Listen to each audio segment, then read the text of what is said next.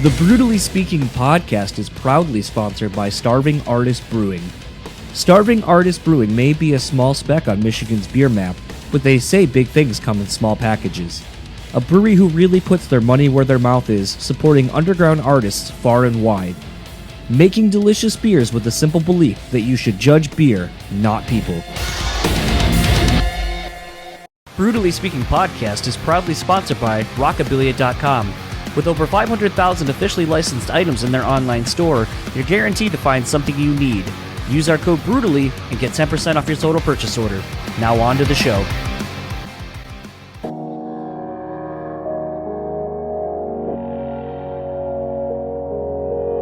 People say you have to have a lot of passion for what you're doing. This rings true because it's so hard that if you don't, any rational person would give up. It's really hard. And you have to do it over a sustained period of time. So if you don't love it, and if you're not having fun doing it, you're gonna give up.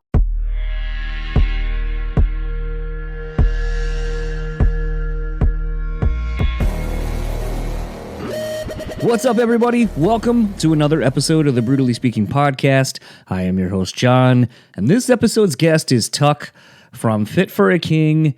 You might know him from his podcast, Get Tucked. Dude does a lot of different stuff, and he was someone that I've been wanting to get on the show for a while, and just was kind of waiting for the right opportunity, and this happened to be it.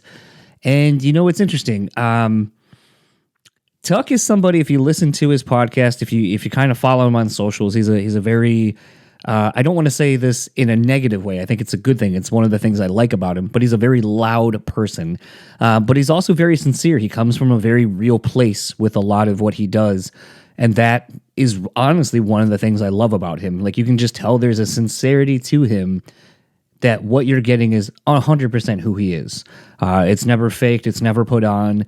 And in the music industry, especially someone that's at the level that Fit for a King is at, and a lot of the things that Tuck does outside of just being in a band within the music industry, sometimes that gets a little tampered out. Sometimes you wonder if people are just kind of putting on a front just to save face or to pitch you something or whatever. And Tuck is definitely not that person. And I know it's weird to say that about someone. This is the only time I've literally ever met him or talked to him in my life, but you can feel a sense of sincerity and honesty about him and how he does anything he does.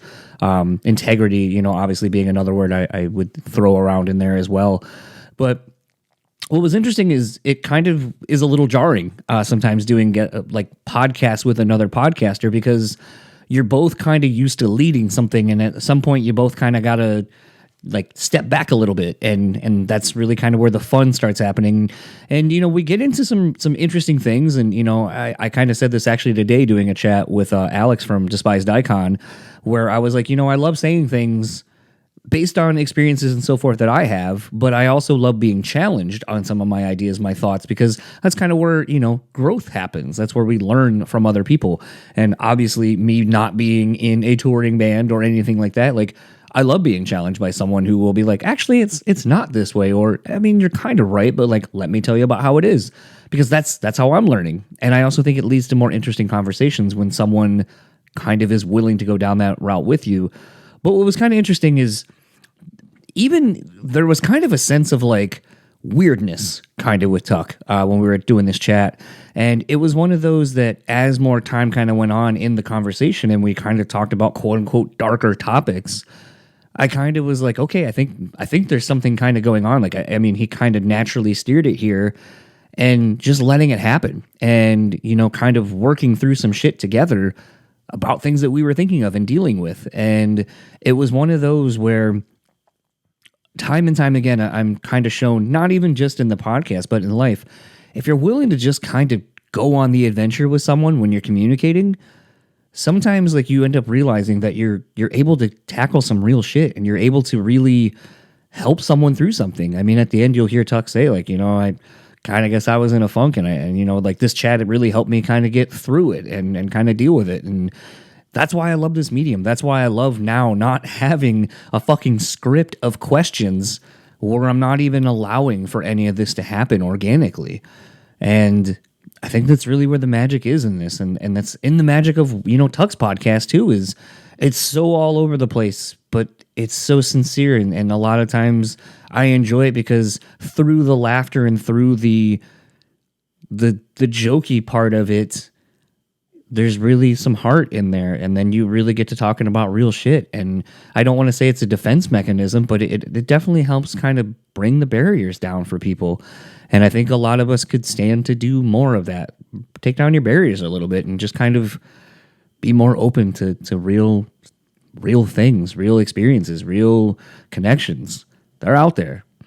But this goes deep, far and wide. So without further ado, this is my conversation with Tuck. I'll talk to you all on the other side of it.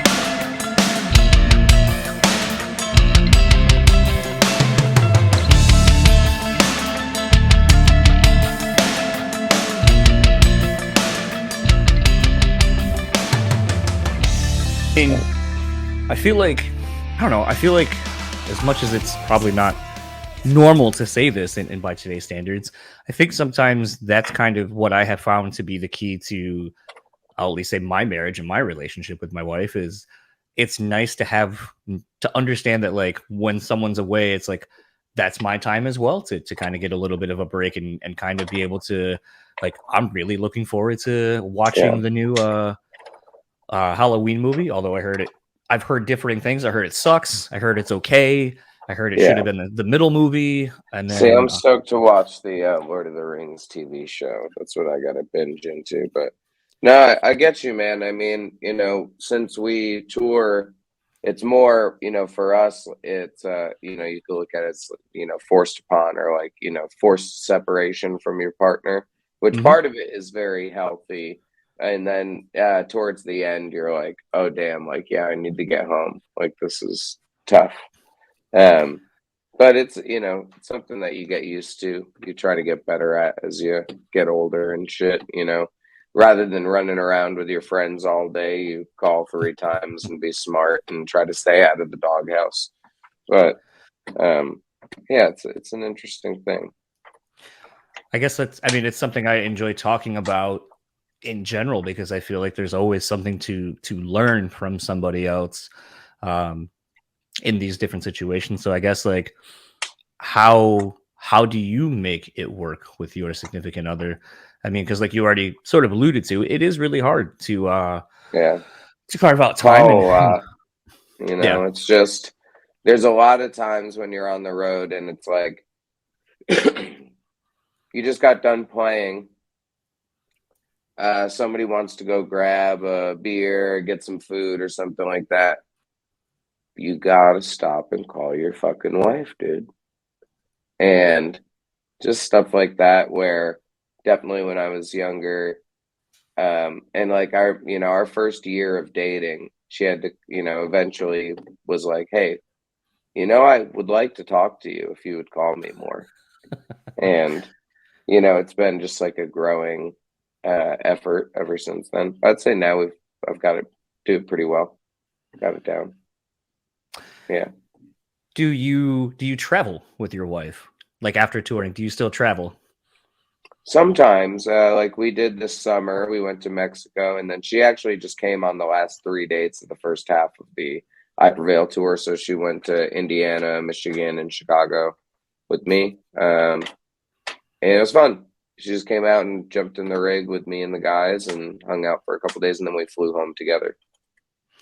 It's always interesting because I feel like at times there might be fatigue of, like, the last thing I want to do after being crammed into, a vehicle for the last month or two is to then do it again, basically. Yeah, it just depends on the time of year, like where my headspace is. Like, I love a good vacation if it's like, like we went to Mexico, went to a resort, drank a lot, laid in the pool and in the beach, and it was awesome. It's all I wanted to do. But generally, yeah, when I get home, I need a couple days to just like sleep and catch up and like get comfortable. And, it's a weird little ebb and flow of energy, like, because it definitely takes a couple days to get yourself comfortable. But then, like, something like this where we have 10 days off in between two sets of the tour, it's kind of difficult because right before we go on tour, I get a lot of anxiety since I am like leaving my wife and shit. And so then this 10 days is pretty much just like, all right, you had like 2 days of peace, and now you're back to like starting to feel fucking weird again. But it's a good thing. Once I get back on tour, I'll like step onto the bandwagon, and I'll just be fine. It won't. Yeah, it'll go away. I feel like it's interesting to kind of break that down. You know, some people talk about the anxiety of leaving their significant others or leaving, you know, whatever it is behind, because I feel like most people don't really have to do that for a job. And if you do, it's maybe like, you know, in my wife's situation where it's like, all right, I'm gone for like 2-3 days and then I'll be back.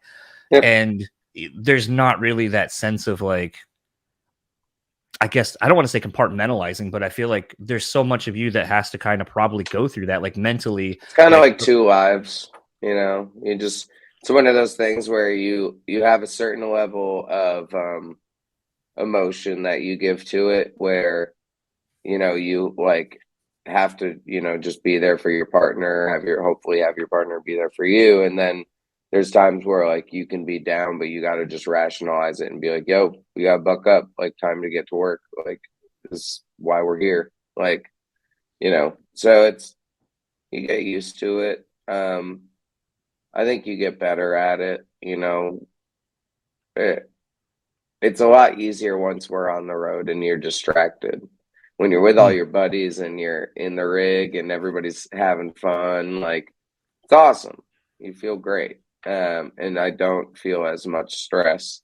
But that's because it's like you don't have the guilt of like, say, when you're with your partner before you leave, you're being like, hey, I'm going to do this thing that I really love, but I'm hurting you in the meantime.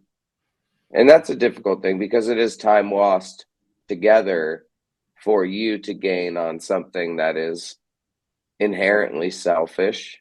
Mm-hmm. You know, like pursuing music and, you know, a job like this is not very rational, and you know, it does have like a selfishness that's brewed into it, where like you're you like your stuff, you're trying to push you onto the world, and there are sacrifices that have to be made for that. So it's but that's how, you know, that pain and bullshit helps you write too. It's a weird fucking thing, man. Whole thing, it rules and it sucks.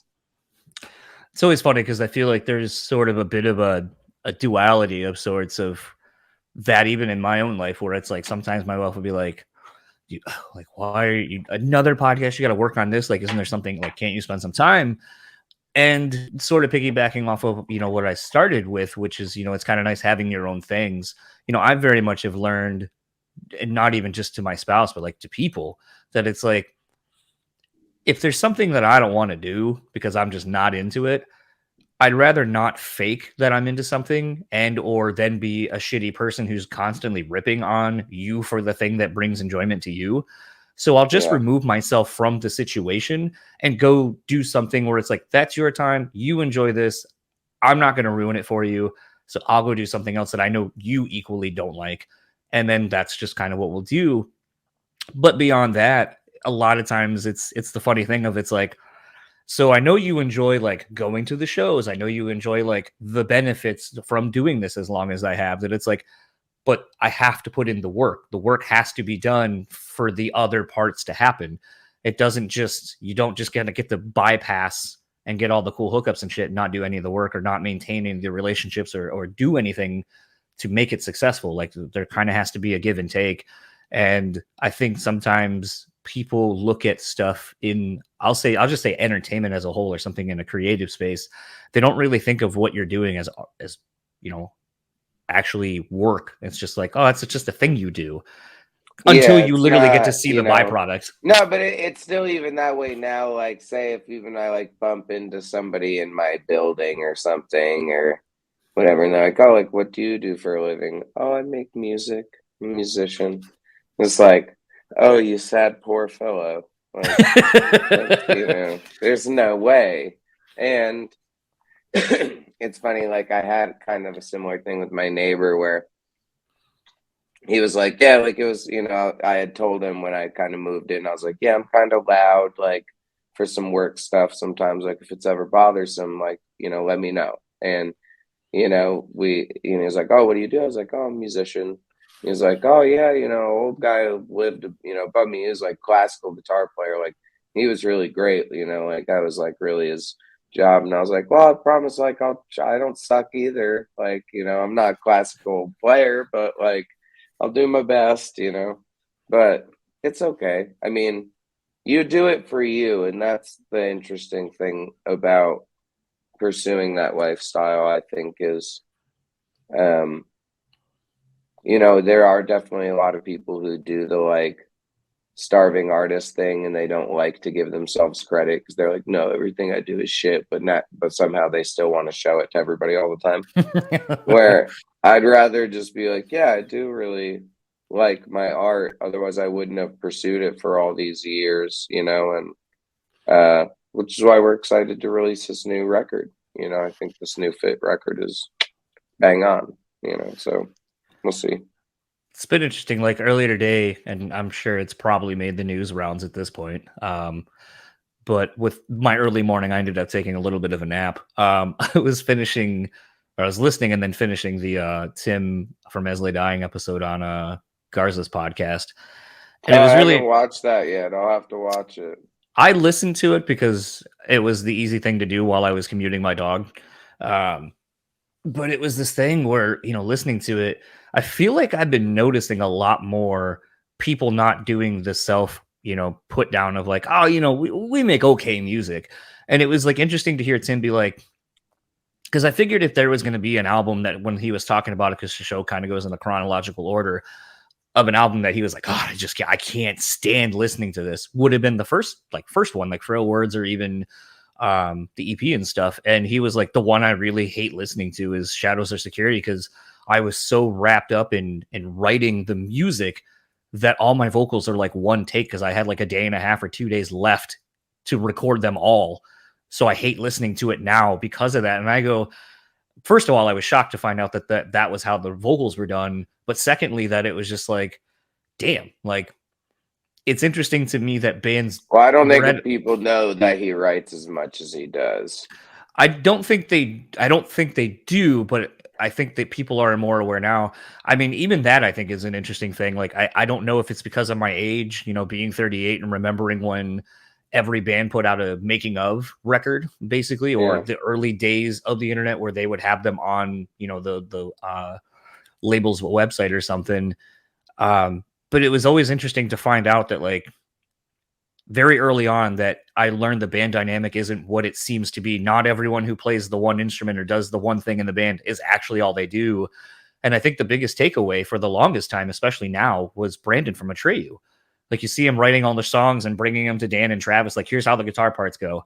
Here's the lyrics. I already got them done. Like, here's how this whole song basically goes. And then you kind of give it to the guys and they, probably put their own little stamp on it. And I remember just Yeah. thinking like, huh, I didn't know Oh, that. I didn't know that either.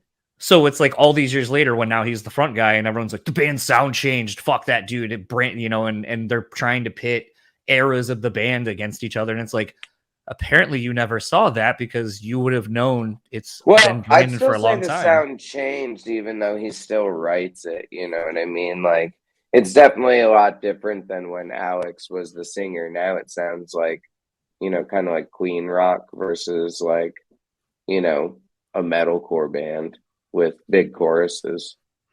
Yeah. Um, but But that was I the, like both versions of it. But no, absolutely. yeah, I yeah. just think it's interesting, to see and hear now where we're hearing bands actually be like, no, our new record is really good and I enjoy it and I like what we do and I've been listening to Dude, it. you, And you want to know what it is, man? It's like you can't even like, try to half-ass sell stuff anymore because if it doesn't take, you're gonna blame that. You're gonna be like, well, I shouldn't have said that it was bad in my interviews. And um, there's too much riding on it these days because there's so much music coming out all the time that when you fuck up, it's like it's pretty detrimental. Hurts your business a lot. So when you're looking at it as a business, you're like, I gotta really promote this product, otherwise, like, my year's gonna be pretty fucked, you know. That was actually another big takeaway to me from that episode was Garsley even kind of talking about like, yeah, we put out some dud records recently. And it was just kind of interesting to hear even that honesty, not that far removed from some of the material he was talking about, and Yeah. being able to explain why, like, the label wanted us to crank out another record because maybe the other one didn't do so well or whatever. And it's interesting to me as a non like professional musician, but like hearing these things because I feel like we still put a lot of stock in first week numbers, how it correlates to what opportunities you'll get moving forward. And I feel like it's such an antiquated thing. Like, I don't feel like it really matters because at the end of the day, it's like, well, our kids come into the shows because that should be what matters when you're putting a Well, tour they're together. definitely caring about the first week numbers less, but it is somewhat important because there are bands that, I'm not going to name names, but like a few I can think of where their first week numbers weren't crazy, but their shows are bonkers. So it doesn't really matter that much, just because people aren't buying physical CDs as much. A lot of it really relies on vinyl and streaming numbers. So we're just in a really weird period. People are trying to figure out what is next, where vinyl is vintage, CDs are like dead because who uses a CD player? Cassettes are vintage. Streaming is very current, but in order to get, enough streams to really, pay off an album, it's a lot of fucking streams. It's a lot of shit. Depending on what you're spending. Pardon me. But yeah, it's pretty interesting. Um, it's like 4,500 streams equals like $1 or some shit. I Yeah. don't remember. Something ridiculous. I think the thing that I literally just had the thought, so kind of bear with me as I'm kind of working my way through it mentally. Do you feel that this, so like everyone's kind of rollout now is almost like a 2 to 3 month rollout. You have like X amount of songs that get put out before to kind of keep it on everyone's mind. I've never thought of this until now. Do those streams, as the singles are coming out, do they then correlate into streams counted for the record when those songs become a part of the whole? Do Mm-hmm. you know that? Do they? Mm-hmm. Okay. Yeah. So, Oh, yeah. Yeah, like we have from like the time that the first single comes out, we have a total stream counter on the Spotify for Artists okay. app that will just like it kind of just keeps ticking and rolling until the album's out. Okay. Because I've been trying to figure out what is the advantage of that.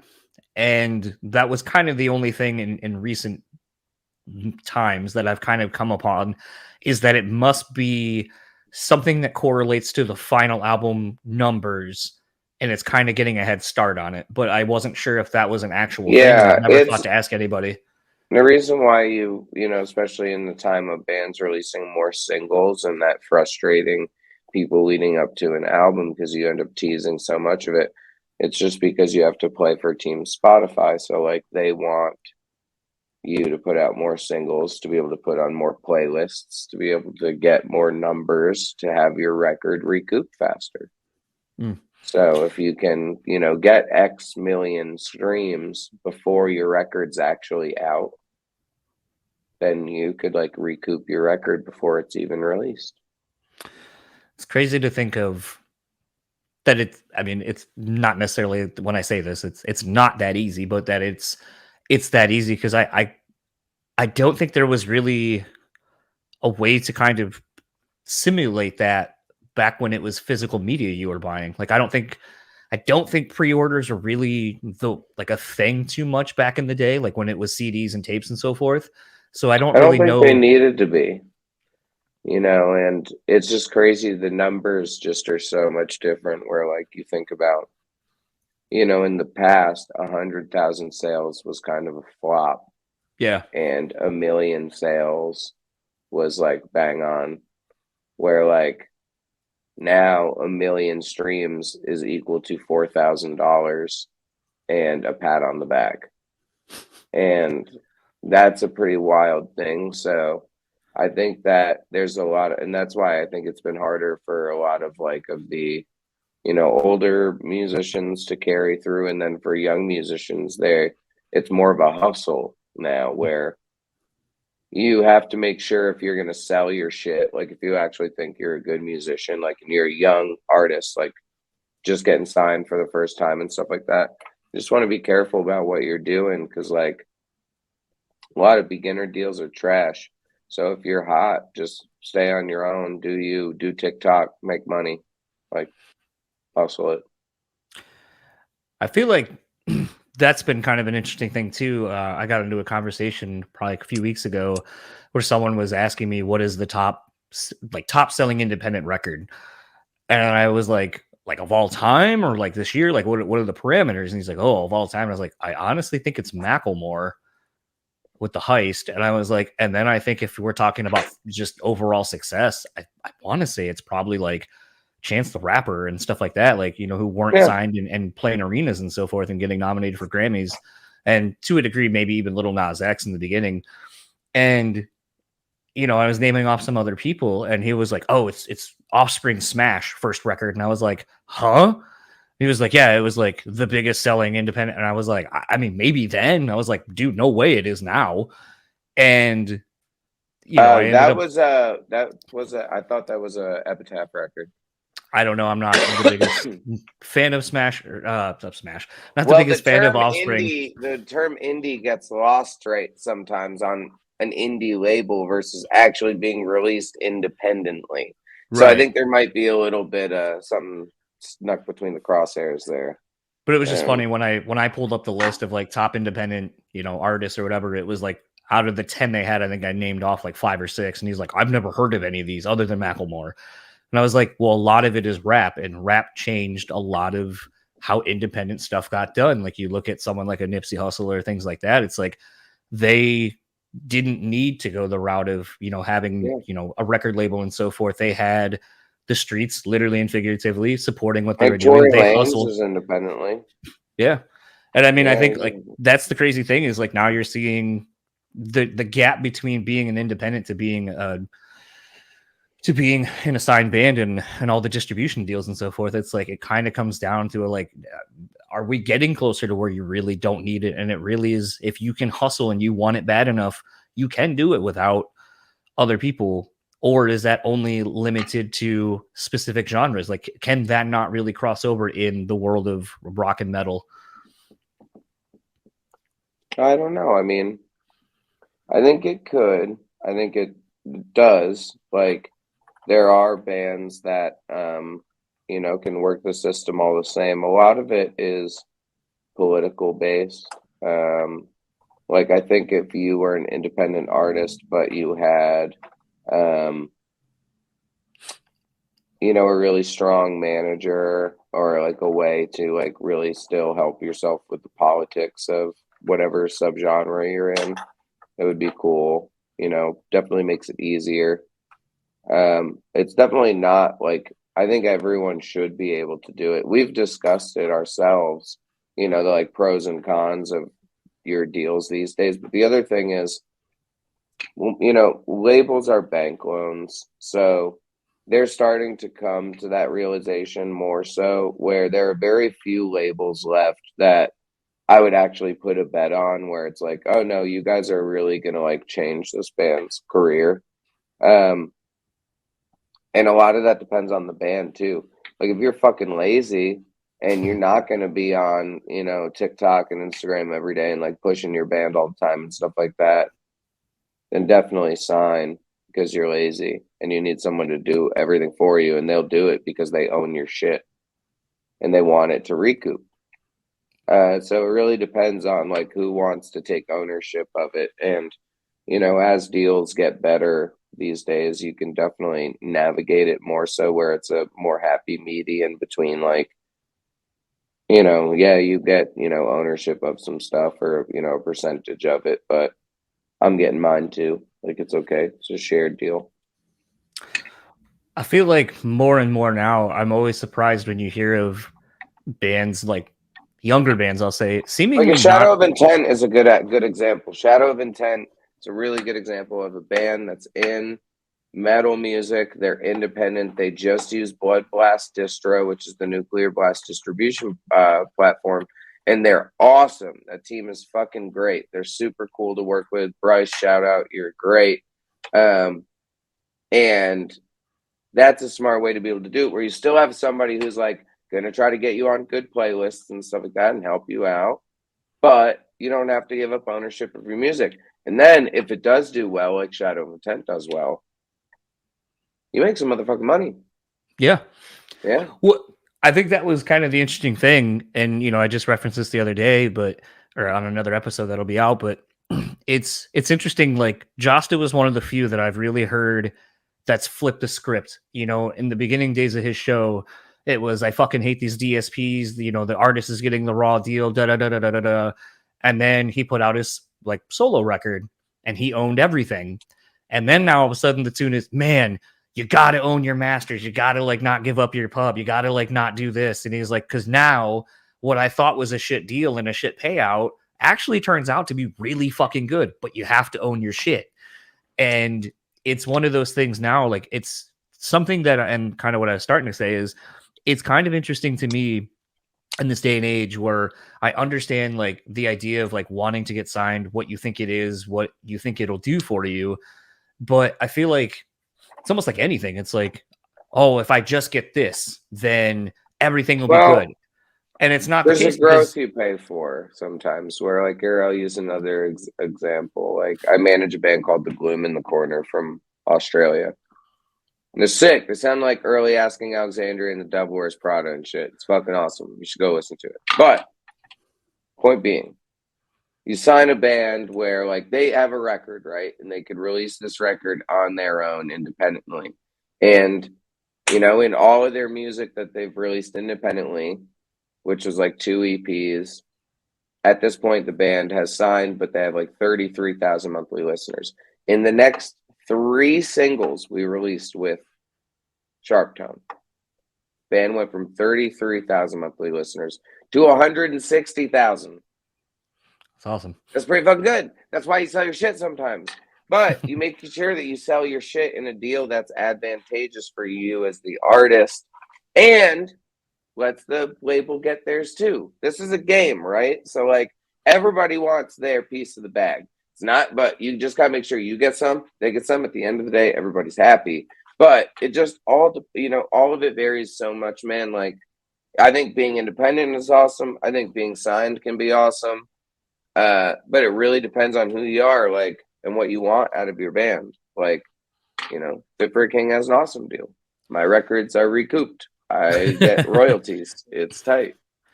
Do you, what, because I always think it's interesting too when people kind of start going into different facets. So like we'll start with, being a manager.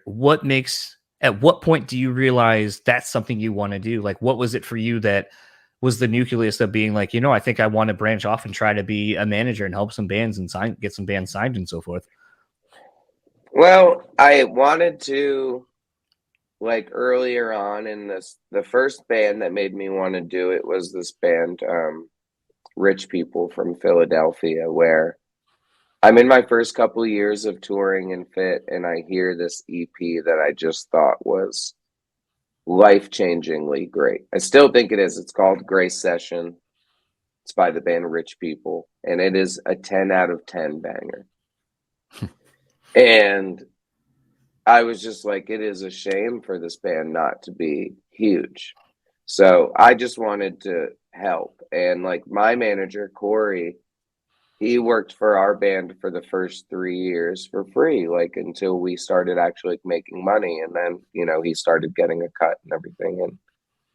And, I have time. I work. I make enough to live and everything and live comfortably. So I want to focus on just, do I love this? Like that Rich People record, I love it. It's amazing. So it's one of those things that you don't want to let it fall through the cracks, I guess, is the first reason why you do it. And then yeah, like so Gloom and the other band that I manage, like Exquisite Dolor, they're like a My Chem Alkaline Trio kind of band from Florida. They're just so fucking good, man. So yeah, I mean, I guess that's really what makes you want to do it in the first place. But at first, when I did Rich People, I wasn't very good. I didn't have the connections to really pull the triggers that I needed to yet and get them where they needed to be. And it's a bummer because that band is still so fucking good. And they actually just broke up and it sucks.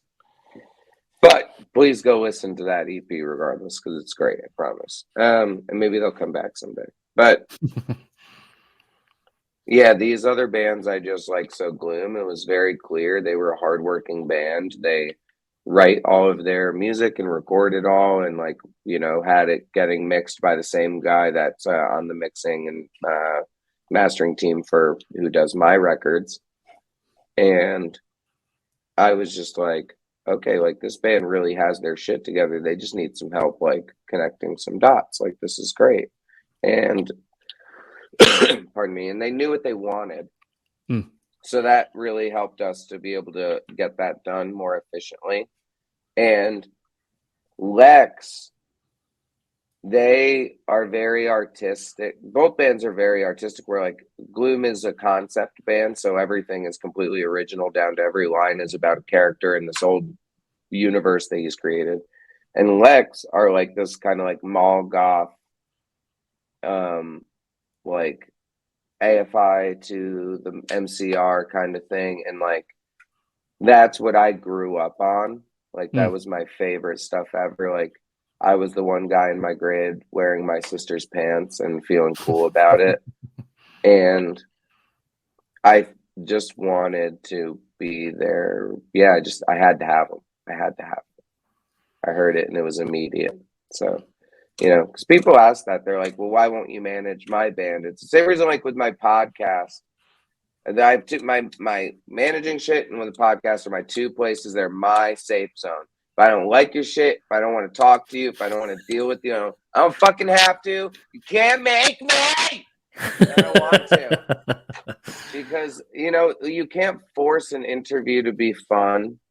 You can't force a guest to be enjoyable. And you can't force me to like your shitty fucking band. Because a lot of people think my band's shit too. It's okay. It's fine. Yeah. But like, that's it really. I don't know. It's funny, bringing up the podcast thing because I feel like it's one of the things that I enjoy about yours is when listening to it, it feels like that. It may be sporadic. Like, I don't think you put out an episode for like probably like a week or two at this point.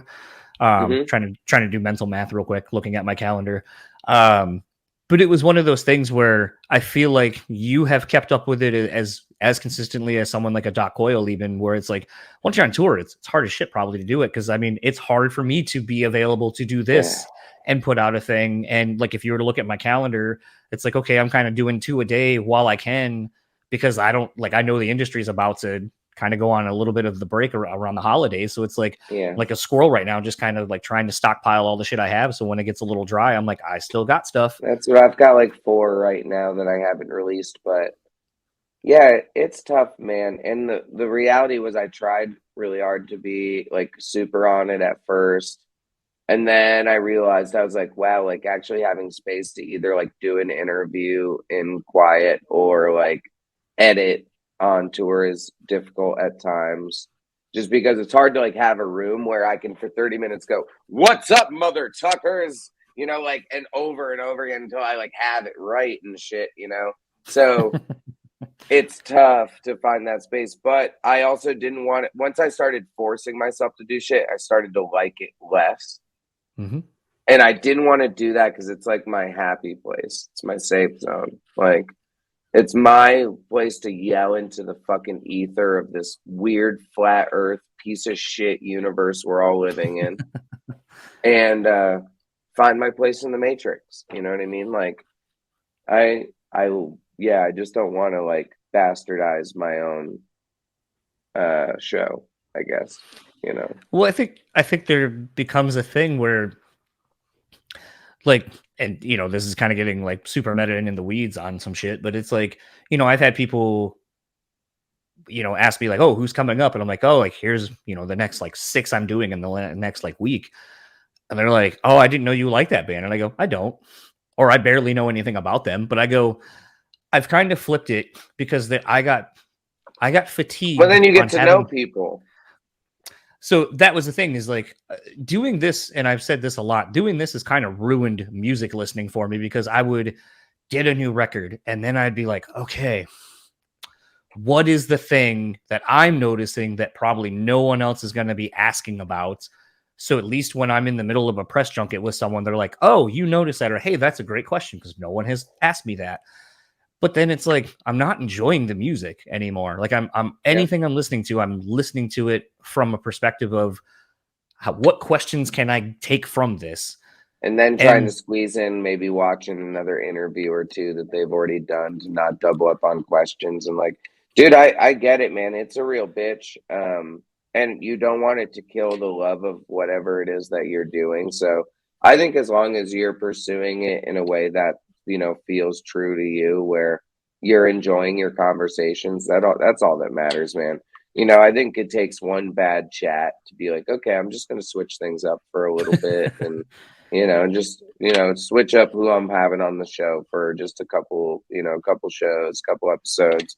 But, you know, like I've said it before, like I've only had one, you know, bad interview out of like 73 or something like that, you know, where I was like, oh, this is so shit that everyone's going to know that I don't like this guy. So I'm going to not put this out. And I did that not to be like, I'm doing this for you, but I kind of did it for the sake of the artist, where I was like, my fans of the show will listen to this and be like, oh, Tuck does not fucking like this dude. And I'm not trying to speak in like third person, like some goddamn weirdo. Okay. I'm just saying, you know, just putting it out there. But,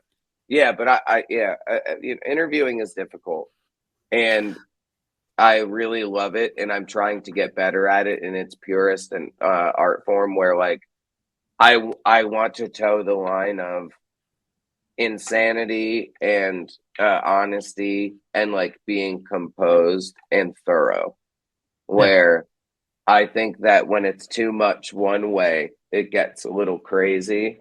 But, you know, it's like Channel 5, you know, where it does get wild, but then you have these moments where Andrew is, you know, really staring down the barrel of the gun, and he's very sincere, and you're like, wow, this guy loves this more than anything. It's pretty cool. It's a cool thing to see. Today's Beer Minute is brought to you by Starving Artist Brewery, who share a simple belief you should judge beer and not people. Today's beer is from Martin House Brewing out of San Antonio, Texas. It's their Cherry Cobbler Cherry Sour Ale. Martin House always delivers with their sour ales, and this one is no different. Coming in at 8%, this ale is truly as close to drinking a pie as you can get. The subtle graham cracker notes give way to a great sweet and sour cherry flavor that tastes like the perfect bite of a cherry cobbler.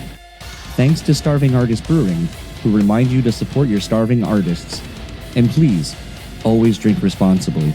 And now, back to the show. That's the second. Well, technically, it's not the same, but it is the same. I was gonna say that's the second all gas no brakes reference that has happened to me in the last like 24 hours. Nice. He's just one of the best news sources and interviewers on the planet right now. So it's common to, when you're an interviewer, to like compare yourself to other people that are your age and doing something similar, which is interviewing people based off of art. You know. Well, it's kind of weird because I feel like everyone's entry point into, if you're going to do a podcast, it's so interesting to see, I guess, what are your, very much like a band, like when you come out with something, you're like, oh, here are my influences. And a lot of times you're like, I can pick apart, you're into this, this, and this, like in the beginning. And then eventually you kind of find your own. And it's so weird. Mine changed a lot in the first 20 episodes. Mine changed so much in the first 20 episodes. See, I feel like I'm still trying to, like, mine were always Kevin Smith, Mark Maron and Chris Hardwick. And I was like, there's something, the through line between all of them, I realized, and it took me a while to get there, was you just kind of got to stop being so formulaic and just let something happen, but also Yeah. not be afraid to like put yourself out there. And also just like, Marin was really one of the first ones, and Chris to a degree, where it's like you'd have someone on, and Marin's more unapologetically like, yeah, I didn't really know anything about you. I watched your movie, it was good, da da da. But then he'll get into his rhythm of like, so tell me about how you grew up, and then like that's where he'll start grabbing Yeah, pieces. he doesn't really give a shit all the time about everything you've done in the past. He just wants to have a sincere conversation with you. And I think, that mind is like, a Jon Stewart in Mm, terms of like how I'm trying to like be with my guest, where I want them to know that I'm very engaged and that I care and have a sense of humor about, what it is that we're discussing, where we can be knowledgeable and you can give someone information, but you can also be funny and maybe be a little bit of a dick, and it's okay. Because I am an asshole at times, but I think I'm a really nice asshole. Um, and yeah, I think I take a lot of modern influence from Finn McKenty. Finn has been a wonderful pal, and I think that his show is awesome. And I think that it's cool to have like someone who does such good, thorough interviews where if you are going to talk to the same person, say that he's had on, you best damn watch his show and leave all that out, in my opinion, yeah, because I'd rather just tell people. And it's the same way if like I have two different band members from the same band on. I don't want to reference the other episode. I'm just gonna just go watch it, go listen to it, whatever. And I think that that's a good thing to do. Where I don't want to be like I. It's the same thing with my music. I take influence from people, but I don't want to be like anybody else. Where my goal for my show is showcase these people in music in a way that makes fans more comfortable with them and humanizes them, and also lends them information that benefits them enough to hopefully be like them, because that's what we all want. yeah. Like when I was growing up, I wanted to learn thrice songs, sing like Dustin, act like Dustin, be like, become Dustin Kensrue. Like you want to become like Under Oath. You want to do all these things. And in the past, we didn't have these tools that would allow us to hear as common interviews as regularly and in the manner of which people are discussing things now, because it was very like rock star behind the wall versus now we're just, if we don't give you everything and shed our skin, I don't think it's going to work, you know? Do you feel? I guess it's almost twofold. Do you feel that because you have another platform that is so it's such an oral experience, and it's so like one-on-one with the listener, because usually they have headphones on and so forth, and they take you everywhere, like you're traveling with them, you're cooking meals with them and so forth. Do you feel that because of you doing the podcast as long as you have at this point, have you noticed that more people come up feeling like they know you, and maybe that gets a little weird and awkward for you in your day-to-day interactions with people? Not Or awkward at all. I love no? it. I love it. I want people to be able to like, I don't, I lived a lot of this time with serious imposter syndrome. Mm, And I think that as like loud and obnoxious and weird as I am, it feels like the Matrix a lot of the time. Like it doesn't feel very real. And I think it's because I've lived most of my life loving this stuff so much that it becomes blurry. mm, And when I have a fan that just wants to like, they see you outside and it's like before the show or after or whatever, and they're just like, "Hey, what's up, man? So, dude, I play Magic too." I'm like, "What?" It's like, "Yeah, what do you run?" Okay, cool. And we start talking about Commander or some shit. I'll just stay there. Like I want someone to feel like they know me. That's the like kind of getting at it. That's kind of the point of the show. So if you do listen to the show, you will know who I am. You will know Right. me very sincerely. The only thing you won't know is like shit that doesn't matter to me, like politics or some shit like that.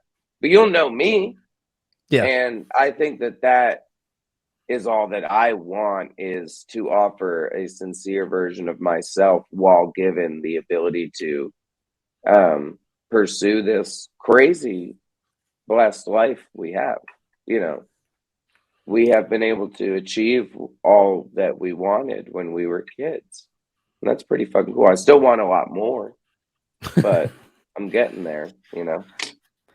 I think it just becomes this thing, and maybe it's some of the things, it's interesting you use the, term that, you had severe imposter syndrome. I still feel like to a degree, I'm working through that. Like that was a big thing in therapy when I went through it, that it was like, why do you feel like why don't you feel like you deserve these things? Why don't you feel like you're as good as other people who are successful or whatever? Like, why don't you feel that way? And there's a lot of routes you could go with it. And I just kind of feel like the thing I kind of landed on was, I was like, I don't know, maybe it's because like growing up, when I was growing up, at least I'll say my experiences, it was always kind of the, if you got an A, you did good, but you didn't get an A plus. And you're like, the sentiment is don't settle. And I understand that. But when you're constantly like really proud of something and then it just gets kind of like shot in the ass, like, well, you didn't get an A plus, or you didn't do this, or you didn't do this. It's like all you're focusing on is like, well, even when I'm doing good, it's still not good. It's still a negative. So it's like, of Yeah. course, how is that not going to affect me growing up? Where it's like, oh, we're in the top 50 on the podcast charts. And my immediate thing is, well, yeah, I cheated the algorithm. I put out 8 episodes in 4 days. Of course, like all I did was just cheat metrics. That's all I did.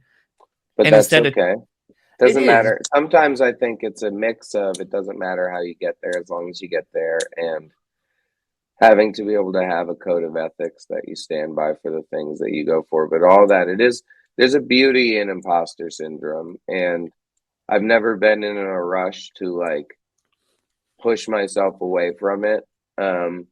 Maybe I just smoke too much pot, but I look at some of the people I've seen that are like big chauvinists and true, like, no, I am rock god. And it just isn't me. There are times in which I think there's a version of me that I would love to be able to be that. And maybe with that kind of confidence, I could achieve the craziest of things. But it's really hard because you have to be able to, in some ways, like disconnect from a rational thought where, there is a line. And like, we've definitely, pushed it as much as we can. But I don't know, it's hard, man. You do your best to balance all these things, and you don't want to be that like, manic, musician who ends up all alone because they just were so encompassed by what they were doing that right. they couldn't treat anyone well. And, being able to like, it isn't like going back to what we talked about, starting off with, going between being home and being on tour. There's a real world you come back to. And it's not just like sleeping in your bunk and going and rocking a gig with your buddies and, jumping around on a bunch of people who love I Prevail. Like, so it's yeah, it's interesting, man. Yeah, tough to describe. no, I mean, it's funny. I feel like at times, and again, I think part of it goes to, listening to your show, you know, in the last, I'll say probably 3-4 years, I've started smoking weed, like, and it's shocking how, like, I got fucking just blitzed one night because my relationship with it initially was more to actually sleep because I had Yeah. problems sleeping. So I started smoking and then I got really good sleep uninterrupted and I felt a lot better. And then subsequently, it also stopped a lot of my drinking. because that was why I realized I was drinking as much as I was, is because I was like, I don't sleep well, and melatonin and shit like that doesn't work for me. And I didn't want to go on some weird prescription. So I was like, this seems like a natural, healthy way of doing this. But it was interesting because one night, because I've been trying to change my relationship with it, where it's not to just smoke and get as fucking high as I can so I can go to bed, but now like kind of taking it with me places and just enjoying being like kind of in this like middle, like I feel good. The energy in the room's really good. And same with like, mushrooms and stuff like that, like kind of microdosing and just kind of enjoying things and enjoying life and being more present, which was a big part of my therapy. And it's interesting because one day I was just like pretty high, and then I like was at a fire and had a lot of friends around, and I just like said to everyone, they were like, "You look high as shit." And I go, "I am." Here's a really fucked up thought. Why does a child need to feel this way? Like, because like I never smoked weed when I was a kid, and I had like all the kids when I was in like middle school and high school that would, and I never did. And then I just remember being like, if this is like how they were getting, I was like, why? Like, I guess you don't know what people are going through and what they're trying to escape or whatever. They're trying to do where you're at in the same way, where I think at that time they feel so disconnected, where they're trying to find any level of comfort. Where I, for instance, I don't think I had any interest in that stuff for multiple reasons when I was growing up. Like, one, I had an aunt who now is 10 years recovered, but was like a severe crackhead, which made me very anti-drug. I had friends who were straight edge and it was cool. Like, I was into like AFI and shit, so that was why. But I also have the most loving, awesome parents ever. So I wasn't like bent out of shape about home life and trying to escape it, And I think that a lot of kids that do smoke early on, they're trying to escape something. And there, as much as you'd say there also isn't anything wrong with that, because life is fucking hard. And sometimes, we need to look at those kids and try to help them rather than judge them, and I think it's tough because you have to toe the line of being responsible and not where I didn't smoke till I was 18. I definitely now probably have a more like unhealthy relationship in the sense of I smoke far too much, but I justify it because I work a lot and I'm very productive. So I think that there's a balance to it, and I am working towards creating a more healthy relationship with it myself. But I do think that it's an incredible tool where I have really bad ADHD. I think I'm generally the loudest, most obnoxious person in every room. And I hate it. And it's made me very like anxious and cautious, and like I don't like being told that I'm loud. I know I'm fucking loud. And the thing that helped me to get through that was pot. And then, I just, because I was never even much of a drinker either. So I'd just be like, all right, cool. Like, all my friends can like go drink. I'll like, rip a little weed and I'll, drive the van or some shit and make sure everybody gets home safe. And, even though that's not actually safe too, I know, whatever. But you know what I'm saying? It's a weird thing, but yeah, you don't want it to become your personality. But it can be a very helpful tool at times. And I like it. I think Craig from Straight from the Past said it really good, but it was more in regards to shrooms, which I also agree with the sentiment there, which was sometimes you need to just be a passenger in your own life and stop trying to drive everything, because then it'll give you more perspective of what actually is happening around you and who you are and maybe where you actually are heading, and maybe being able to rectify it or realize like, oh, this is where I want to go. But I think the scary thing for a lot of people, and I deal with it more with my wife because I've tried to get her to be more like, try this, like, and it's been interesting to see her be like, oh, I'm afraid because like, drinking, I can control it. And I'm like, says the person who every day is like, oh, I drank way too much. And I was like, you think you can control it, but I was like, usually by the time unless you're counting. Well, and the other thing is that they affect it's when you are drinking, it shuts you off Mm-hmm. versus when you are doing some of these psychoactive drugs, it turns you on. Yeah. So people are scared to go there, and I get it. But it is helpful to be introspective sometimes and have that introspective kind of lane pushed on you a little bit, which, tripping can be a pathway. And it depends on if you want to go there and if you want to explore that or not, which I definitely do. I've done it quite a few times and I enjoy it. It's been helpful for me. Um, I think the thing that's helped me the most with it is to get rid of some of the anxiety that has led me to would rationalize me to want to do more normal things. Where I think that a lot of, especially now, you're seeing a lot of it where people have, been able to monetize themselves in all sorts of various ways and apps and social media and all this stuff, right? And YouTube and all this cool shit. But, at the core of that is why we were musicians was, well, I just want to do this. It's not really the pursuit of fame or money. It's really well, I just want to play my music and have everybody like it every day and, have them reflect with it. So it's been interesting to see how I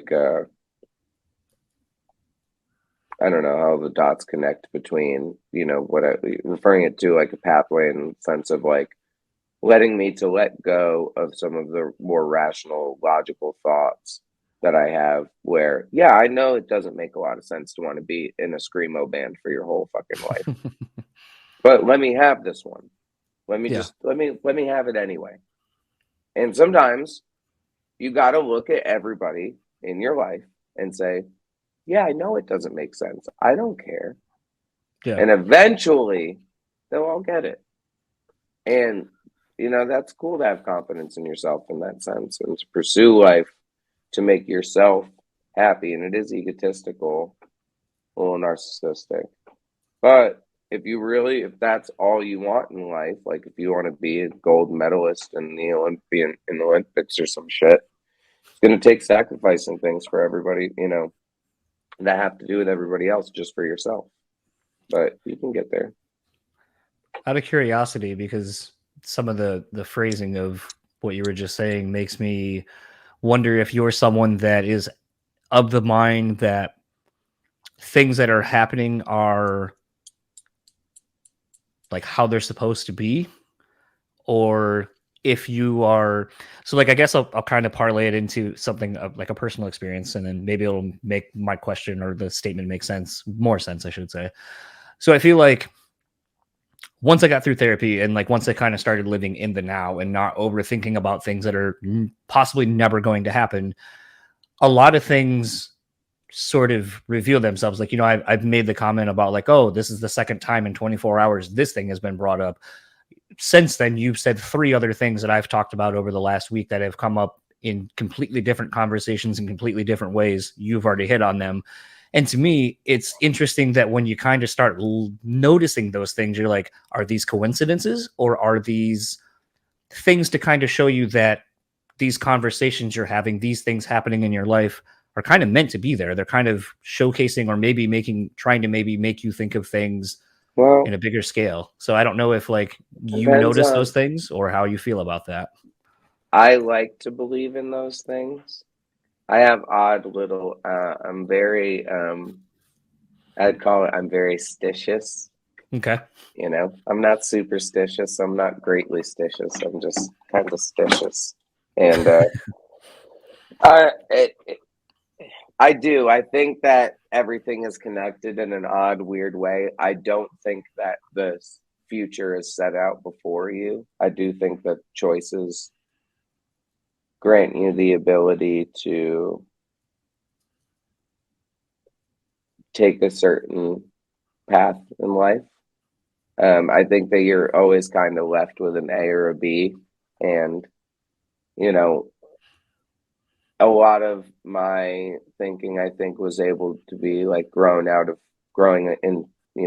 in faith and um, I think that the beautiful thing about in whatever religion, faith, whatever you believe in comes after death is what grants you the ability to pursue life freely. So what I mean by that is if you think that no matter what, like, like the gift of God is a comforting blanket. It's like, well, no matter what, as long as I'm like a really good guy, or I think I am, and I do some good shit, like I think I'm gonna be okay.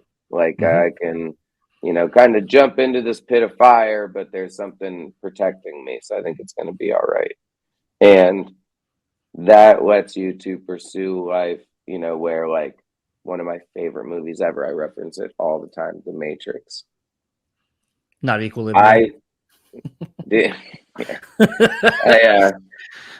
I subscribe to that shit because I don't want anything to do with like tarot cards or like anything like that where it's like people like trying to predict the future. I never want to predict the future except for like gambling because that's fun. I like the childishness of hoping that anything could happen. Why wouldn't you want to live life with an overwhelming positive sense that you are blessed to live a glorious, happy life, and that every good story has bad shit that happens in it. Mine has, yours has, and I was having this talk with a friend last week where they were just having one of those like, man, why has everything been so hard lately? And it's just one of those like, well, every good book that you've read or every good movie you've seen, the protagonist went through some shit, didn't they? But you're going to be all right. We got to keep telling each other that because it's important. And, I just want to pursue my life in a pure form, like something that makes me feel satisfied.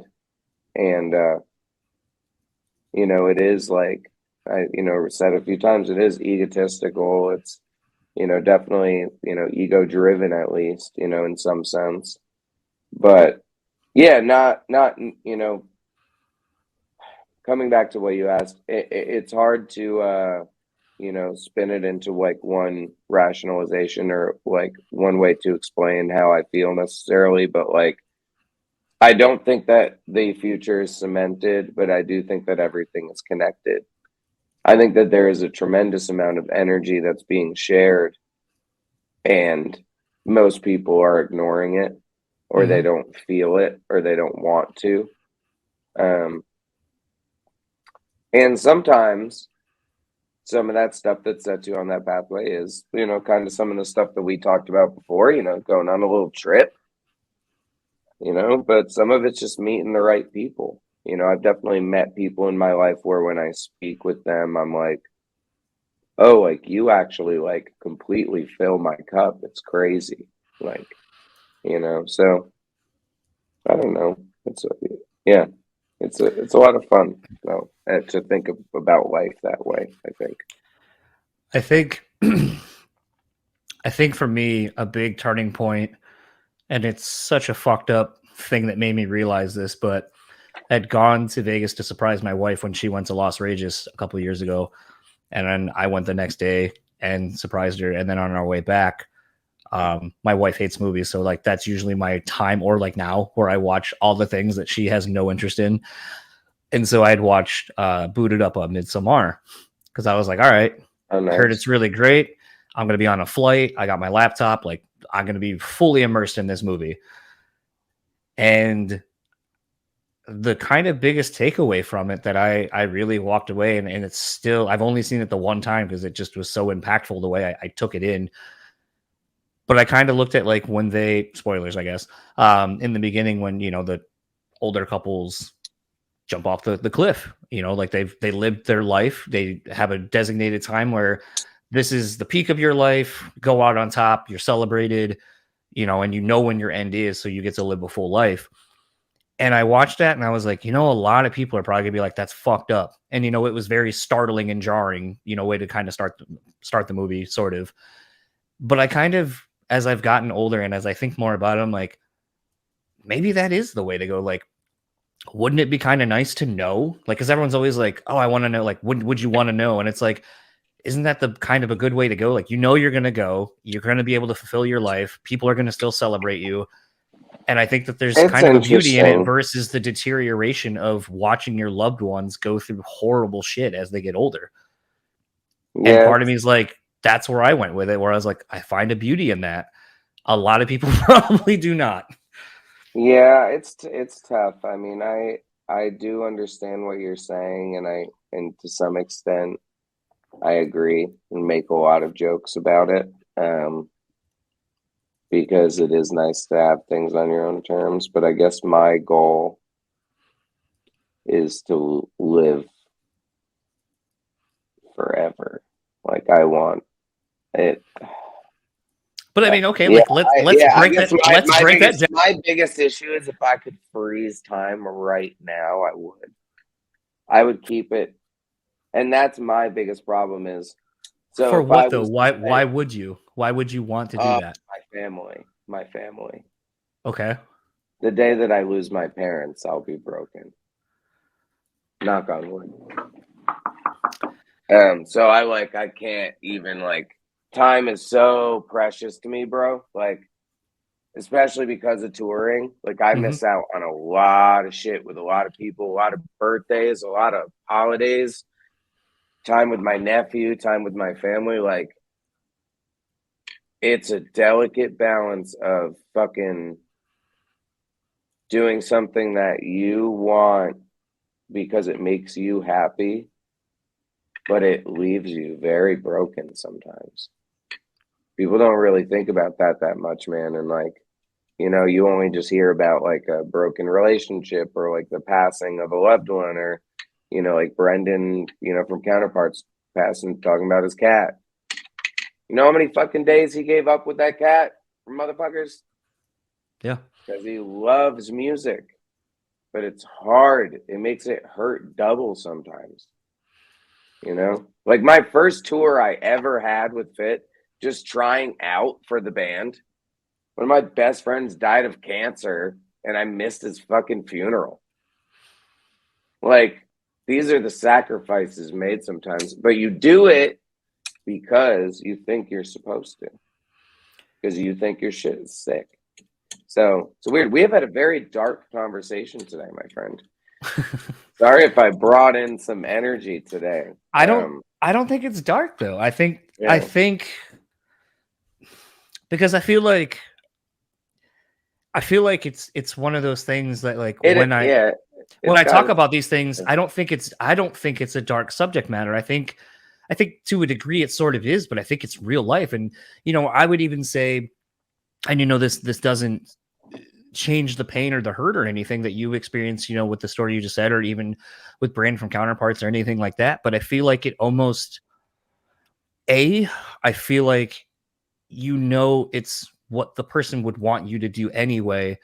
It gives the sacrifices purpose, meaning, and it's taken me losing some of my close friends. Like when I moved in here, like my wife, or I should say my wife bought this house. I've lived in it with her for 12 years, but I moved into it with two of my best friends who have since passed. And I've had another roommate who lived here who passed as well. And it's one of those things where I have so many fucking reminders of them that at times I'm like, do I want to live here? Like, do I want to because it has memories that are gone, like of people I can't see, things I don't have anymore. And I constantly think about and I was going to ask you this earlier because you were talking about people who fill your cup. And this is something I've been kind of wrestling with the last week or two where, I've been really letting go of relationships of people who aren't meeting me halfway or even at all. And I'm putting 100% of myself into these relationships and getting nothing back. And I had this feeling when I woke up the other day and I was just in a funk and I was like, dude, what the fuck? Like, what is any of this worth? Like, why do this? Why do this? Why do this? And it was because I was feeling angry that I have invested so much time into relationships that clearly didn't mean as much to the other person. And then I realized the other relationships I could have been investing in that I don't have anymore and I will never get. And it was a real bummer, but I also feel like, and to kind of, finish the, like, I don't think it's dark. I think it's how you get out of the darkness is having these conversations, actually talking about the things and realizing that. Yeah, no, I to be one, I was definitely like in a mood today, so I do appreciate it very much, and it's been helpful. Um, it yeah, it's not dark. It just say most conversations I have at least lately are just like, well, hi, so the hell we create. We haven't talked about the album at all. We I just talked usually about don't, life. because I don't want it to be Um, timestamped to a record. I want it to be a Yeah, timeless conversation. it's yeah, and it's cool. It's just not necessarily what I expected coming into it today, and yeah, it is. I don't know. I think yeah, so it's Well, hard to pull it all together. I guess. I guess, because like I said, I don't usually like talking about the records because it sort of time stamps the conversation and it doesn't make it to where you can listen to it at any point. Excuse me.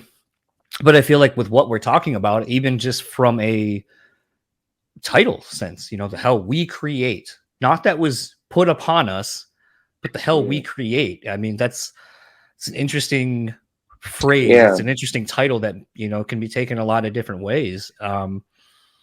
I guess, what does it mean to you? And I guess, what inspired it from you? Because I feel like everyone in the band probably has their own things they went through in the yeah. creation of this record. And I guess speak to what you went through with this one. Yeah, I guess just, I think it helps tie with everything we've kind of talked about today, where, going to what you said about your friends that you've lost, I'm very sorry to hear that as well. Um, it is, from the idealization of hell is self-manifested. Hmm. We go back to those pathways. You have the right and the left, and you fucking chose the wrong one, and you kept choosing it, and you kept choosing it. And hell is a place that you create for yourself sometimes because you are selfish. Hmm. And humans are selfish. We're all inherently selfish. And that's okay. You balance it. It's good to want shit. I think it's very good to want shit. It's good to want to be better. It's good to want to be healthier. It's good to want to be smarter. It's good to want, a better life for yourself. Doesn't necessarily need you mean that you want more. Right. But through all of these things, sometimes we get sidetracked and we fuck up. And a lot of this record, it was tied between a pretty solid thought where a lot of stuff that Ryan has gone through last couple of years with adopting his wife's brother's kids. It's something I grew up watching with, like my aunt and my cousins and stuff, where people make choices, man, and they don't even know how those choices relay onto their kin just Mm-hmm. because they're not even there to see it. But the misery that they must be living in themselves also to be able to make decisions like that, insurmountable. So it's a pretty the record itself really is just about the ways in which we ourselves manifest this negative energy that allows us to sink into a self-created hell, essentially. Kind of. I think the biggest thing about that is, thinking about taking ownership really of things. I don't think a lot of us do that. I think, kind of piggybacking off of what I said earlier, that was something that was pretty big for me early on at the different age points of when I would do some of the psychedelics and stuff. Is, it would remove me from myself and kind of really shed the ego. And so like when you're kind of face to face with literally what you have created, where you're at because of the actions that you have taken to get you there, good, bad, or indifferent, you kind of have to deal with it, and you have to be real and be like, okay, well, if I don't like blank, what do I need to do to get out of this thing? Or what do I need to do to change this? And I don't think a lot of people are willing to have that conversation. And I think even beyond that, because like I've been saying this for a while, like, you know, I definitely need to lose weight. Like I gained a bunch of weight and stuff like that. And I remember having a conversation with my wife where she was like getting bad about not going to the gym like one day or a couple of days. And then it just kind of fucked up her whole week or whatever. And I go, or, you know, I didn't go to the gym, and I go, you need to do one or the other. Like if you go to the gym, awesome. Like awesome. But if you don't, it's not the end of the day. It's not the end of the week. It's not the end of the month. Like just start again tomorrow. Yeah. And I go, you can't be all or nothing about it. And I go, like, I would love to say I know I need to go to the gym, and I go and I think about it every day. Like I'll go to bed and be like, all right, tomorrow I'm going to start running again. I'm going to go do this. I'm going to go do this. And then if it doesn't happen, then I just come back and I go, you either want it or you don't, but don't beat yourself up over something you're not willing to change. Well, that's that. There you go. That's the thing. I don't like people who talk about things and don't do anything about it. Yep. I like to keep my mouth, you know, as someone who talks as much as I do, I keep my mouth shut and I do what I need to do. Yep. Don't tell me you want something. It's the same thing with music. And I've been talking about this for fucking ever. A million people say, well, I want my band to fucking take off so bad. And I want do you, motherfucker? What are you doing? Do you? What are you doing about it? Because I'm pretty sure you're not working as hard as that guy or that girl. And they're doing pretty fucking good. So how about you put on your fucking big boy pants and work a little harder? So things that you want in life are hard. Yeah. They're not easy. Being in really good shape is not easy. Having a good diet is not easy. Cooking a meal that, you know, is pretty healthy actually is kind of easy. But can be. The reality is, though, that the hard part of that is going to the grocery store every day, buying the shit to make the meal, to keep up with it, to keep on your shit. And a lot of people don't want to do that, myself included. You know, I am all the things I bitch about. But you realize, I don't think that there's a lot of people who complain way too much every day and do nothing to change it. And do not do the same thing over and over and over again and expect different results. Because if that's the case, what are you? Insane. You're fucking insane. So get over it, you know? Like, I just can't stand that kind of stuff. That will drive me crazy. Like, I will not talk to you if you're like that. I'll get away from you as fast as possible. Well, I mean, that's sort of how the show was birthed. I was watching interviews with some of my favorite bands and like, this is garbage. Like literally, like you're talking to some people who I still haven't been able to get on the show. And I'm like, you're talking to people that I would love to have a real conversation with. And your thing is, you know, you're at a Warped Tour or whatever. And you're like, so how's Warped Tour today? Like, really? That's like, you're just asking generic ass questions. It's like, either you suck or the thing is you just wanted a free ticket and this is the way to do it. And I know there are plenty of podcast and media people who put in the minimal effort to still do something. We would so they can get the hookups. At Warped Tour though, where it would be like, you know, somebody start interviewing her. So what's the name of your band? I'd be like, nope, I'm not doing this later.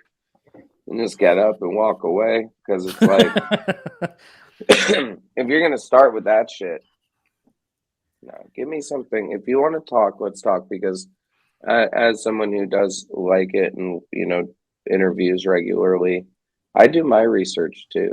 Like, you got enough time. Don't be lazy about it. So, you know. It's interesting. I feel like it, again, kind of speaks to, I hate saying it like this, but it's really how I feel. So I'm just going to fucking say it. I feel like in the sense that sometimes I won't listen to someone's music and I just want to talk to the person and I'll kind of read the lyrics, no music if I'm talking to a vocalist, because at that point I want to focus on what you're saying versus how it fits with everything. And a lot of times I'd rather talk to you than talk to Tuck from Fit for a King or whatever. Like, let's remove everything and just have a real conversation with somebody. But I feel like people are afraid to do that because they don't, it's the give and take. People don't want to give anything of themselves to anyone, probably because they've been burned, but it's also like, you're not going to get anything real then if you, typically you're not going to get anything real if you're not willing to put some skin in the game and kind of put yourself out there as well. Well, I think the best art gets made out of stuff like that, where when you find, I referenced these two bands yesterday in an interview I did too, and we'll do it again. Two really good current examples are Dayseeker and Bad Omens. Two bands where, like, a couple years ago, same bands, same members, look exactly the same. What's the difference? What's the difference?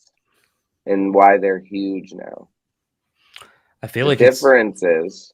Oh, it was a rhetorical question. Okay. Yeah, I wasn't sure if you were actually asking me. Yeah.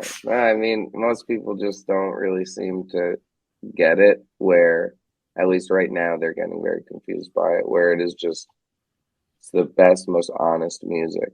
Like, it's not a lot of tricks. It's not a lot of bullshit.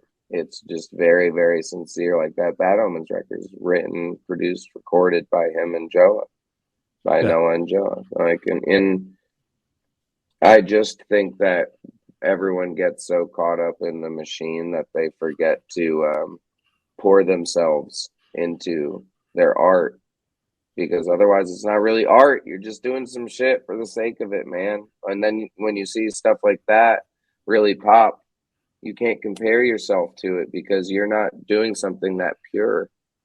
You know what those guys are doing? Like, when Rory sings, when he's hitting the chorus, you know that shit was poured out of his fucking soul and carved out of it, and that it's real and it's authentic and that he means it, and you can hear it.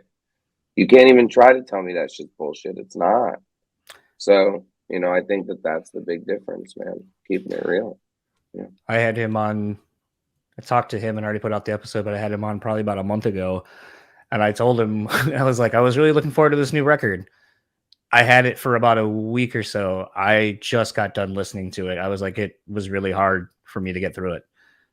And I was like, and I think this record, I think, will do hopefully what it did for me, where it kind of made me remember some of the dark things I've gone through, losing friends, losing family, and so forth. But this record feels like the stages of grief. Like, at the end, there's optimism, there's hope, there's something to, again, talking about something dark, but finding the light at the end of it. Like, it was really hard for me to listen to this because it took me back to a lot of those places of losing those people and still dealing with it, because, at the end of the day, they're gone, but the memories aren't, and we're still here, and we just got to figure out how to go on afterward. And I think this record kind of really showcases a lot of that, but also the beauty in starting a new life with, it's bookended by your dad dying and then the birth of your daughter. Like, really fucking heavy. And, again, kind of the balance of life, literally and figuratively, that you just went through in a very short amount of time. And I was like, I think a lot of people are going to connect with this record. And if they don't now, then I think they will when they find it, and it'll find them when they need it most. And yeah, I can't wait to hear that record, by the way.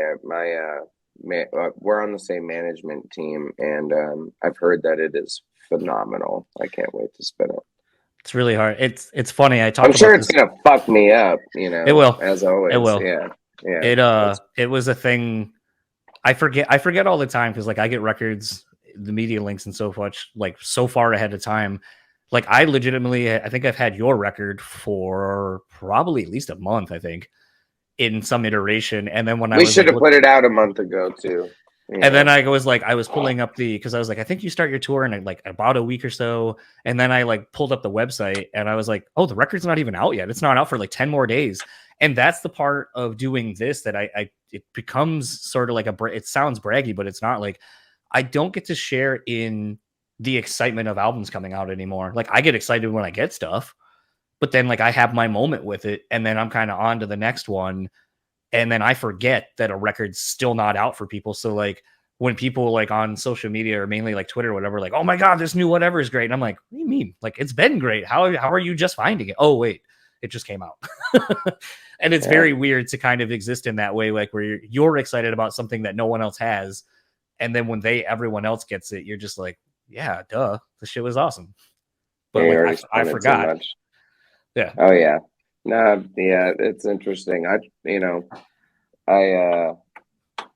it's always nice to get previews and get to spend a record beforehand before it gets out. But yeah, it's funny when something comes out and it's like, oh, I listened to that 4 months ago. Like I'm bored with it already. It's not that I'm But bored with. I think bored is the wrong word, but it's like sometimes, like especially like that Dayseeker record. I'm probably not going to spin that one a whole lot because like that one just I can't like gonna it's fuck you up too much. Yeah. yep. Well, it's like But, Brandon. Speaking of Brandon from Counterparts, when he was like, "Oh, I didn't need that 1975 song that just came out or whatever," and I'll seeing have a to bunch of listen other to it. people. But kind of in wrapping up the episode, where can everyone find you? A question I've been asking lately because, like I said earlier, the year's kind of getting ready to come to an end for the industry. Kind of, what are you excited about beyond the record dropping for the end of this year, and what are you excited about going into 2023? Things I'm excited about. We have a bunch of tour announcements for this year. I'm really stoked for Fit because we actually put together some lineups that we really love. I'm very stoked. The Gloom in the Corner's new record is coming out the same day as the Kings on Sharp Tone Records, called Trinity. It's fucking awesome. If you like Asking Alexandria, Double Rose Prada, like talking about the old school shit, go spin. Would love. You definitely would.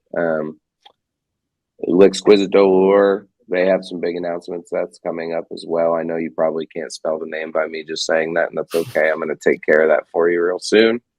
Did you say Exquisite Dior? It's called, their name is L'Exquisite Dolor. Okay. But I'll just start talking about it now. There might be some changes soon, some big announcements and some changes. So, I want people to know the band, but at the same time, if you don't, you will in time. I promise. It's going to be crazy. It's going to be crazy. But, yeah, really that was, if you get bored and you want to listen to my podcast, it's called Get Tucked. It's on all, streaming services everywhere. And listen to my other band, Off Road Minivan. It's like emo, fucking rock shit, like Jimmy Eat World, Armor for Sleep type shit. And yeah, that's about it, man. Well, thank you for taking the time. I was looking forward to this one for a little bit. Been trying to get you on for a while, and just schedules never aligned. So, Thanks, man. Very much believe in the things that are going to happen when they're supposed to. So I guess we were supposed to chat now, and hopefully you'll be this was coming. a very helpful chat for me today, man. For real, I appreciate it. Definitely tapped into a little bit of the moods that I was feeling today. So, appreciate you taking the time and having a great interview. And also, thanks for saying that you've listened to my show. Very kind of you. So. No, that was one of the reasons I wanted to have you on. But next time you're in Grand Rapids, I know you just were through with the Dayseeker tour and I had to work, but maybe next time you guys come through, link up, maybe do another one and share a beer or something. I don't know. Fuck yeah, man. That'd be awesome. Always, go down to fucking Founders. that brewery, Founders and some shit. Yeah. Yeah. So absolutely. All right, man. Thanks so much. Appreciate you greatly. Yeah. Have a good day. Take care, John. So that was my conversation with Tuck. Again, the new Fit for a King record is out now. Go jam it. It's really interesting, and I kind of touched on this a little bit in the chat, but it's really interesting that we are at a time and date now where I feel like it's acceptable for band people to say that they listen to their record, that they enjoy the record, and I mean, even adversely, that sometimes they'll listen back to stuff and it's like, man, that wasn't it. We weren't feeling it. It wasn't a good time. I actually was reading a quick little blurb from Brandon from Incubus talking and ranking the best records of the band's catalog, like from best to worst or whatever, or just ranking them in general. And it was interesting because there was one that's kind of a newer record, and he was like, I know a lot of people don't like this record. I know a lot of people, didn't like it, and it's taken them years to finally get into this record. And we always knew it was a special record, but it just took time. And sometimes you get downtrodden on something because it's not a success the way you thought it was going to be, but it takes time. But it was also interesting to see him be very honest about, and I can't remember the record off the top of my head, but he was talking about how it's hard for him to listen to the record because the band was so close on the verge of breaking up. That he said all it feels like is just a collection of songs, and I can just feel like the tension between everybody. And we don't really play anything off of this album, and it's not a good time. And it just, I can hear all that when I think back to this record. And it's interesting that sometimes it takes so long for us to realize how bad things were within a band, that the band dynamic, and how an album maybe that means so much to you, the band might be like, I can't do it. It reminds me of X, Y, or Z.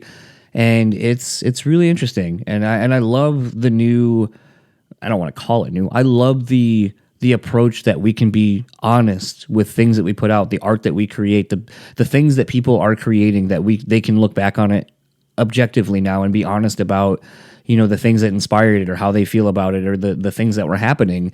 And I'm here for it. I love it, because I think it's kind of weird when you have someone like, I'm going to just say Gene Simmons, because why the fuck not? But like, you have someone like Gene Simmons, and I don't think you would ever catch Gene Simmons being like, oh, this Kiss record was bad. Like, he would just be like, oh, it was great. We made it. It's the best Kiss record. It was the best Kiss record at the time. It was the best record we could make. Like, I don't think you would objectively hear Gene Simmons ever talking bad about something he was associated with, because he thinks that it would damage his brand or his reputation or his whatever. And I feel like that's such an old guard way of doing things and experiencing life and looking back at the things you create. I mean, there are things like, I was actually talking to someone yesterday that commented on the first episode that I did with Darren from CKY, ex-CKY at this point. And it was this thing where, he went back and checked out that episode, and he was like, it's so great. Like, I've listened to so many interviews with Darren, and you've gotten him to open up and talk about different stuff. Like, keep it up. Definitely subscribe to all this stuff. And I remember being like, dude, I haven't gone back and listened to this one in a while, because like, it's sometimes going back and listening to the beginning episodes, it's kind of cringy to me, because I'm like, oh, I was trying so hard and I was editing so heavily, and it's not real. It doesn't feel real. Like, it's fake, kind of. It's just a pop sheen. Like, it's what I thought people wanted to hear. Whereas I think this show now is 100% authentically me. I'm having the conversations that I'm having. I'm doing and saying the things I want to say. And I don't fear what someone else is going to say, because it's okay if someone doesn't like it. It's okay if someone fast forwards through all these. Like, I don't care. These things, I do these for me. Hopefully you as the listener are listening to this and maybe take something else away from the episodes as much as I do. But really, this has kind of become a vanity project to a degree for the positive things that I get from it. So in that regard, I love the fact that there is now a lot more transparency in the music space about, what you're creating and how you feel about a lot of these things, and how the bands and artists feel about their past output. Tuck has been very vocal online and even in this chat and some others I've looked up, that he really loves this record and really believes in it. And I think if you listen to it, you're going to hear it. Obviously, a lot of it is inspired by what Ryan went through, and Tuck touched on that a little bit. But I think this one feels very personal. It's more in the now and very immediate feeling, whereas sometimes some of the other records of theirs have kind of felt a little too steeped in kind of metaphors and so forth for me. And even though I write that way myself, but it's sometimes I think being very direct allows for more vulnerability. And in music like this, I think that's what shines through is the connection to the lyrics and kind of really being able to create music that resonates and touches people. So I think the new Fit for a King record deserves your time and attention. So go spin it. All of that said, if you would like to keep up with Fit for a King, you can find them on Facebook at Fit for a King Band. You can find them on Instagram at Fit for a King TX and Twitter at Fit for a King. You can find Tuck over at Instagram at HustleXCrow and Twitter at TuckFFAK. Go check out his podcast, Get Tucked. Lots of great guests over there, some that you've heard on here. You can hear how different Tuck and I are as hosts and just the spectrum of what we do. But really appreciate him taking the time and love the dude and his show. So go support them. Speaking of support, go support our sponsors, Rockabilia, rockabilia.com. Use our code BREWtally at checkout. Take 10% off your total purchase order. Have a fun new segment I've been doing the last couple of days with some of the chats I've been doing to kind of highlight an aspect of Rockabilia I love. So can't wait to start putting those out for you, for some extra content content to show some more love to Rockabilia. And as Starving Artist Brewing, I want to thank them. Been loving the Beer Minute. And honestly, it's been great to kind of start connecting with so many other breweries. Like, getting to post the Beer Minutes online has really kind of started opening up some more doors and opening me up to a lot of you who are commenting or DMing me going, oh, if you love this, go check out this beer, go check out this brewery. If you're ever in this place, go check out these places. And I love that. Like, that's the whole point. That's why I love, the craft beer community and stuff like that, because it's a community as much as the music space is a community. And when it's done right and it's done for the right reasons, it definitely shines through, and it's all love. So I love it. I love that I get to do these things, and I have sponsors on board who are very much pushing me to expand and do fun new things. So thank you to them. If you'd like to keep up with the podcast, simple enough, just follow us, Brew Speak Pod, on all your socials. You can support us monetarily if you want, Brew Speak Pod on Patreon. All the episodes live up there well before you hear them on the feeds, before they go live. There's some bonus content. There's some unreleased episodes that'll never be aired on the normal feed. Lots of stuff over there. And if you want to email me, let me know what's going on. Guess you want to hear thoughts, opinions, whatever. Keep carrying on the conversation, maybe from an episode. Email me, brutallyspeaking@gmail.com. Love to hear from you. And for the Brutally Speaking podcast, I am John, and I will see you all next time when I have Steven from Chelsea Grin on. That was a really fun, interesting chat. Can't wait for you all to hear that one. Talk to you then.